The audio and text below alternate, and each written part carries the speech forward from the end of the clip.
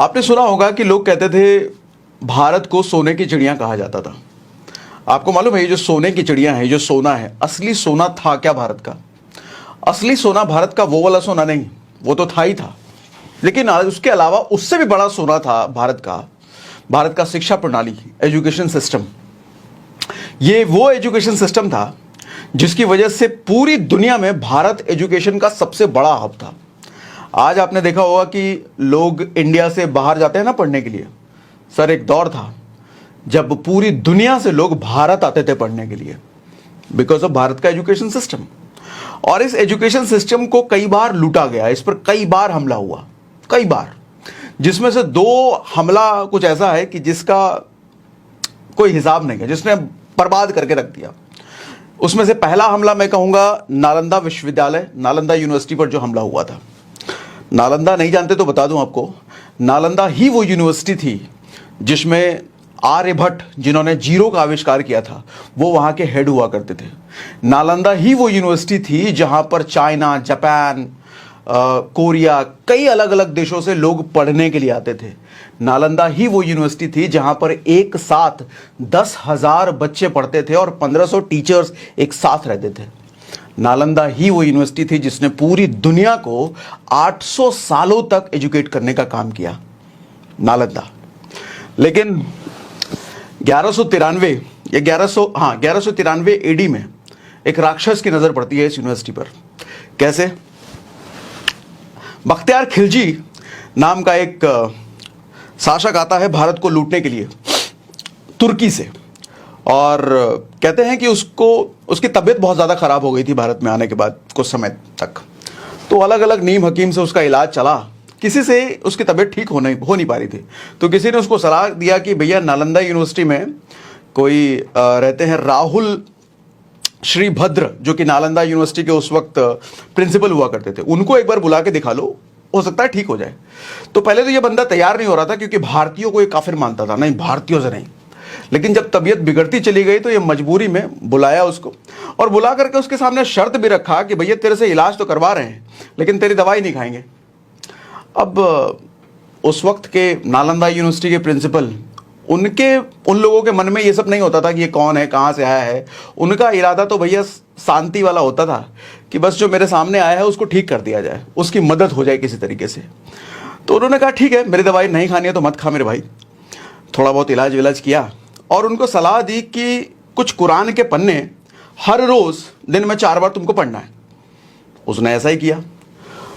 तो कुछ दिन बाद वो ठीक हो गया, और जब वो ठीक हो गया तो उसने पता किया भैया ऐसा क्या इसने कर दिया जो कोई ठीक नहीं कर पा रहा था, मैं कैसे ठीक हो गया इससे। तो पता चला जिस कुरान को उसको पढ़ने का सलाह दिया गया था ना, उस कुरान के पन्ने में दवाई दे दिया गया था, दवाई चिपकाया गया था। जब वो पढ़ता था तो मुंह में थूक लगा के पन्ने पलटता था, इससे दवाई उसके मुंह में चली जाती थी और वो ठीक हो गया।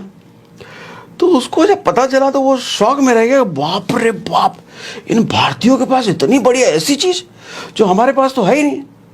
अब नॉर्मली हम जैसा कोई इंसान होगा तो वो शुक्रगुजार होगा उसके लिए, लेकिन उसके मन में जलन की भावना आ गई। इनके पास ऐसी शिक्षा, ऐसी जानकारी कैसे हो सकती है। अब इस जलन भावना की वजह से नालंदा यूनिवर्सिटी में बंदा कूदता है अपनी पूरी सेना को लेकर के। रातों रात 10,000 विद्यार्थी, 1500 टीचर्स, किसी को जला डाला, किसी को काट डाला, किसी को दफन कर डाला, रातों रात खत्म। कहते हैं कि इतनी किताबें थी वहां पर, 3 महीने लग गए थे जलते हुए, 3 महीने। और दुर्भाग्य देखो, नालंदा के पास ही एक जगह है जिसका नाम है बख्तियारपुर, और पटना से 1 घंटे की दूरी पर उसका रेलवे स्टेशन है जिसका नाम आज भी है बख्तियारपुर जंक्शन। ये क्यों है मुझे पता नहीं।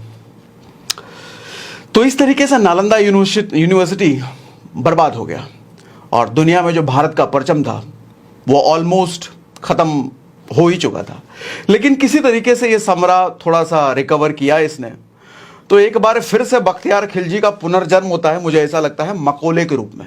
ये भैया ब्रिटिशर्स की बात है, जब ब्रिटिश शासन था 1830 में आते हैं हमारे पास मकोले। पूरा नाम इनका तो क्या था, पूरा नाम इनका था लॉर्ड थॉमस बैंगिंटन मकोले। इसको मैं तो कहता हूं बख्तियार खिलजी का ही दूसरा जन्म ही था। ये दूसरी बार इसने बर्बाद किया इंडियन एजुकेशन सिस्टम को। कैसे? अंग्रेज का राज था। अंग्रेजों को उस वक्त कम्युनिकेशन करने में दिक्कत हो रही थी इनसे। ये अपनी लोकल भाषा में बात करते थे। इनका मेन उस वक्त संस्कृत हुआ करता था। ये देखते थे कि यहाँ पे गुरुकुल का कल्चर है, गुरु की इतनी इज्जत की जाती है और यहाँ के आश्रम में रह करके बच्चे पढ़ते हैं, गुरु को भगवान का दर्जा दिया जाता है। वहाँ पर ये लीडरशिप सीखते हैं, इंजीनियरिंग, मेडिकल, आयुर्वेद, शिष्टाचार, कल्चर, मोरल वैल्यूज, एथिक्स, ये सब सिखाया जाता है। अंग्रेजों ने कहा कि भैया अगर ये सब ये सीखते रहे फिर तो ये महान निकलते रहेंगे, जबकि इनको तो हमारी गुलामी करनी है, हमारी बात माननी है। तो एक काम करो, धीरे धीरे कुछ चीज़ें हटाते चले जाओ।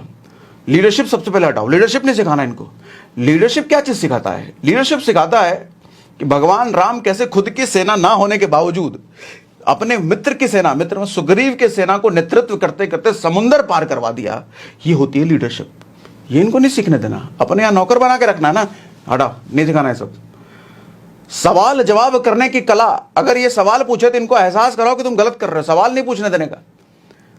अर्जुन जब कृष्ण से सवाल पूछ रहे हैं तो उसकी वजह से ही उस संवाद को गीता कहा गया। अर्जुन एक शिष्य की तरह सवाल पूछ रहे हैं और गुरु की तरह कृष्ण उनको बता रहे हैं। ये सवाल जवाब यानी कि कम्युनिकेशन स्किल इनके में नहीं होनी चाहिए। इनको तो नौकर बना के रखना। एक बार जो ऑर्डर दिया गया भैया ये मनवाना है इनसे, तो ये सब चीजें हटाओ। विदेशियों का उनको अपने यहाँ का एलोपैथ दवाइयाँ भी तो बेचना है भारत में। आयुर्वेदा हटाओ यहाँ का। तो ऐसी कई सारी जो मूल चीज़ें थी भारत की, वो सब हटा करके पूरी तरीके से अंग्रेज वाला कल्चर, और अंग्रेज वाला वो कल्चर जिससे इनको गुलाम बना करके रखा जाए, चल गया इंडिया में। हालांकि अब तो खैर बहुत सारी चीज़ें हो रही हैं जिसकी वजह से पुरानी चीज़ों को वापस से इंडिया में लाने की कोशिश हो रही है, लेकिन उसमें बहुत समय लगेगा। ये पूरा 360 डिग्री का चेंज होगा।